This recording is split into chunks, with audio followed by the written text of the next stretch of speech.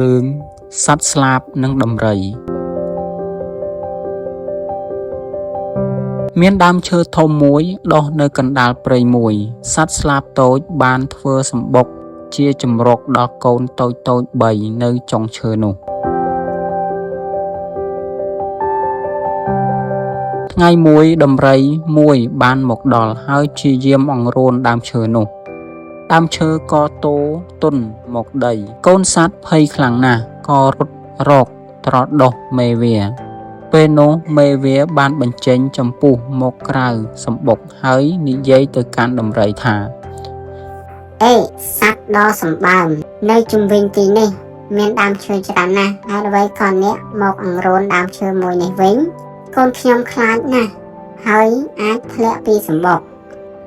ដំរីនៅស្ងៀមតែវាសម្លឹងមើលសត្វស្លាបដោយភ្នែកដ៏តូចរបស់វាបក់ស្លឹកត្រចៀកដ៏ធំរបស់វាឮសូរភឹបរួចចាក់ចេញពីទីនោះស្អែកឡើងដំរីត្រឡប់មកអង្រួនដើមឈើនោះម្ដងទៀត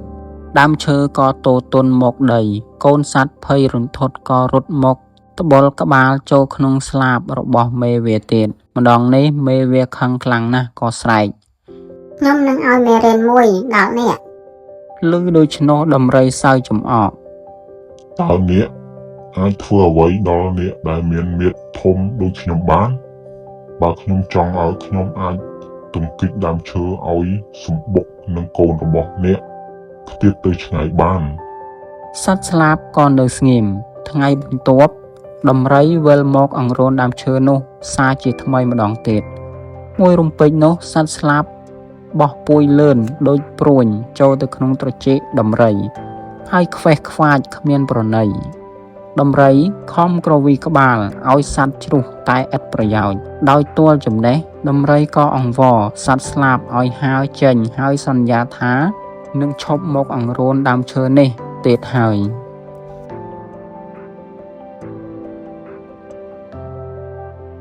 ទីបំផុតសត្វស្លាបក៏សុខចិត្តធ្វើតាមការអង្វររបស់ដំរីវាក៏ហើរចេញពីត្រចៀកដំរីក៏ដើរចេញពីទីនោះហើយលែងវិលមកអង្រួនដើមឈើនោះទៀតហើយ